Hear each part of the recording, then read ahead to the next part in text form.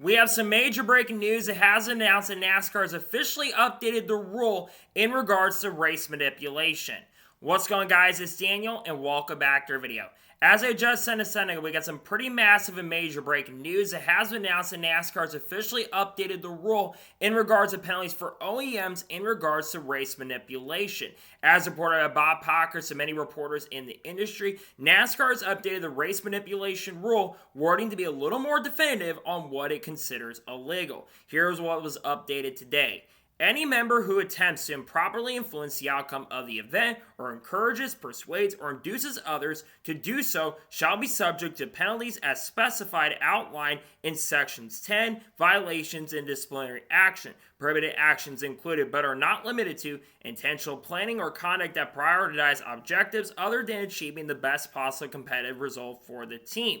Continuing on from Bob Pockrass, NASCAR reserves the right to determine if an OEM has violated the NASCAR rulebook and may impose penalties on the OEM or its risk representatives accordingly. The following framework serves as a general guideline for assessing OEM penalties. The examples provided are illustrative and not exhaustive, offering clarity on the types and ranges of infractions that may result in penalties should NASCAR determine enforcement is warranted. Continuing on, OEM penalties may include but are not limited to violations of the wind tunnel testing policy, violations of engine rules with respect to submitted parts, violations of restrictive CFD policy, violations of the vehicle testing policy, violations of the body submission process, and violations of the performance obligation section 5.5. OEM penalties options are listed in tables 10.5.2.8.c, OEM penalty options. Here are the potential OEM penalties that could come into play if OEMs affect the outcome of the race. 25 to 50 manufacturer points can be implemented. The loss of wind tunnel hours can go from 30 hours to 60 hours. It can go between that time. Loss of RCFD runs will go from 250 to 500 hours. And of course, loss of vehicle testing will be between 2 to 4 times that you could potentially lose vehicle testing. These are absolutely huge. When they originally announced the race manipulation rules that were going to be coming into play, there was a little bit lack of clarity on that front. But now we've got a little bit more clarity in regards to race manipulation. This, of course, is in reaction to what happened to Martinsville last fall. If you watched the NASCAR Cup Series race about 4 or 5 months ago, going all the way back to late October, early November, there was massive race manipulation going on with the Chevrolet camp. You had William Byron, who of course is battling to fight his way into the playoffs at the time. He had multiple Chevrolet teams, that being Austin Dillon's organization and Richard Childress Racing. And then of course I believe it was Carson Osbar in the 77 car was helping out in a way. And the one car for Trackhouse Racing and Ross Chastain were involved in helping William Byron on that front. Meanwhile, on the Toyota camp, you have Bubba Wallace backing up in the 23 car for 2311 Racing. It's still been unknown at this point if they were still officially helping or having a tire go down. But after NASCAR did the study, and on that front, they basically said that Bubba Wallace's team might have been cheating and might have been helping out Christopher Bell.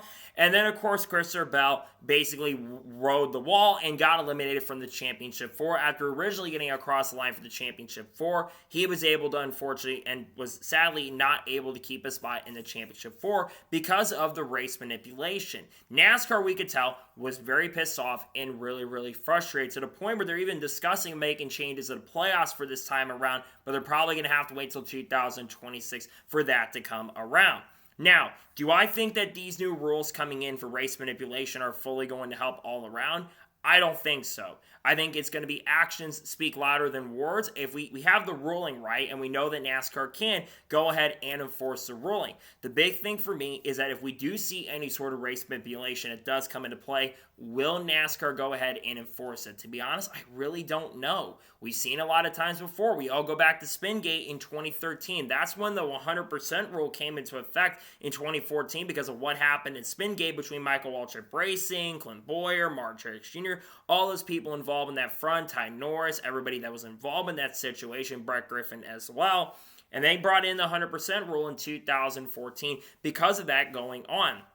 And then you think about all the other race manipulation that's happened over the course of the last couple of years. Going back to 2022, this whole situation with Stewart-Haas Racing. You had Chase Briscoe was trying to fight his way into the next round, into the round of 8, which he inevitably got into the round of 8, but you had Cole Custer backing up and then basically going on the radio, Mike Shipp at the time, who was a crew chief for him at the time, basically telling Cole Custer, we got a flat tire, check up, and then they found out the communication and they got handed a 100-point penalty. I think NASCAR needs to try to find their way to stop this race manipulation. But again, I still think manufacturers are going to find a way to continue doing this. I think one of the only ways you can really stop this race manipulation from coming into effect is getting rid of the elimination format. I think that would be one way you can stop race manipulation, but you can't also fully penalize these teams, and I'm worried that NASCAR is not going to fully enforce them because the manufacturers are playing a major part in paying the sport. They pay millions upon millions of dollars. Chevy, Ford, and Toyota pay a ton of money,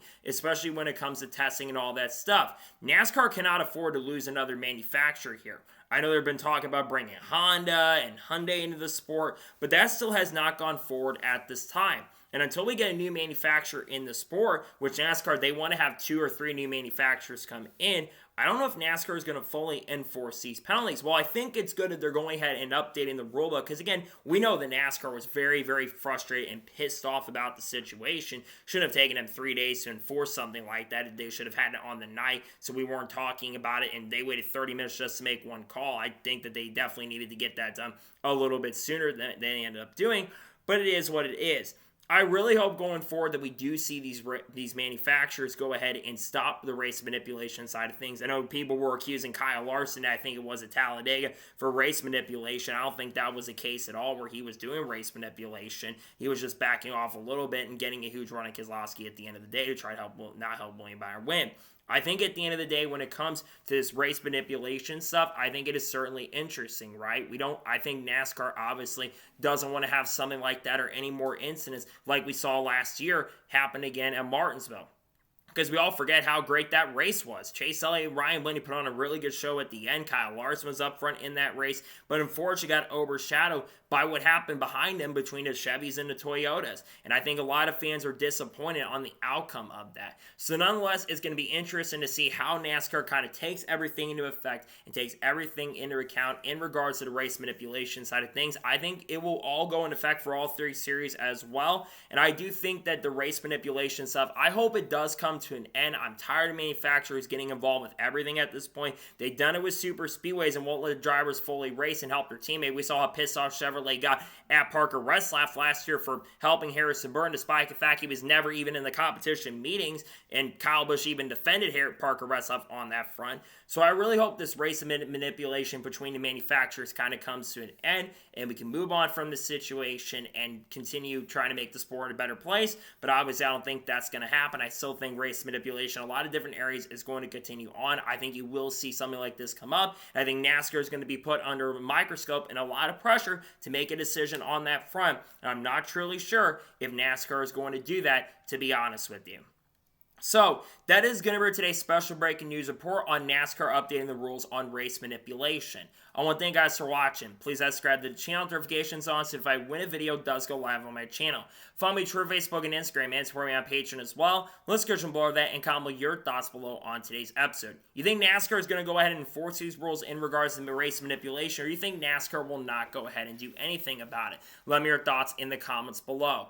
Tomorrow on the channel, most likely, you're going to see an update on the sponsor silly season, all the major sponsor silly season news going into 2025. Then Friday, we should have a NASCAR news video discussing news over the course of the last couple days. We should have, if there's any major news that does break over the next couple days, we'll discuss here live on the channel. We'll be talking about people like Kyle Larson, Kyle Busch, Chase Elliott, Bubba Wallace, Haley Deegan, Shane Van Gisbergen, Carl Edwards, Kurt Busch, you name it, Frankie Muniz, Matt DiBenedetto, Sam Mayer, Sheldon Creed, Junior Motorsports, Connor Zillich, Carson Quaffle, Nick Sanchez, all the good stuff, Christian Eckes, you name it, all the good stuff be dropping on the channel, along with stuff around Daniel Suarez and Tyler Reddick and all that good stuff in the lawsuit with 25 in the front row. Expect to see a lot of that on the channel in the coming days and weeks. So anyways, like I said, I want to thank you guys for watching today's episode, and I'll see you guys next time for more great, awesome NASCAR content and other motorsports content on the channel like this. Take care, everybody.